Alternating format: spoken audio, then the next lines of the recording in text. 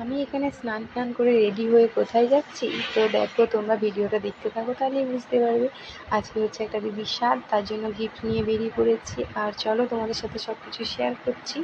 আমি এখানে চলে এসেছি, আর ডেকোরেশনটা খুব সুন্দর করেছিল, আর দিদিটাকেও খুব সুন্দর লাগছিল। ওকে সাজিয়ে গুছিয়ে কি সুন্দর বস করিয়ে রেখেছিল, আর বসে বসে ও স্বাদ খাচ্ছে সবার হাতে। আর এটা হচ্ছে দিদিটার ননদ, ওকে স্বাদ খাওয়াচ্ছিল। তো আমাকে প্রথমে বললো, আমি বললাম আগে তুমি করে নাও, তারপরে আমি করছি। তো এখানে ওর খাওয়ানো কমপ্লিট হয়ে গেছে, আর তারপরে আমি বসে পড়লাম। আমি নিয়মগুলো ঠিকভাবে জানি না, তো দিদিটা আমাকে বলে বলে দিচ্ছিল, এটা আগে কর, ওটা তারপরে কর। তো আমি সেইভাবেই করে নিলাম। তো এখানে ওকে আমার খাওয়ানো কমপ্লিট হয়ে গেছে, আর গিফটটা দিয়ে দিলাম।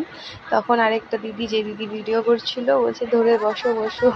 তো একটু তাকালাম, একটা ফটোও তুলে দিয়েছে আমাকে। আর তারপরে ওদের আছে 7 রকম ভাজা, এসব দিয়ে দিতে হয়। তো এগুলো আমাকে দিয়ে দিল।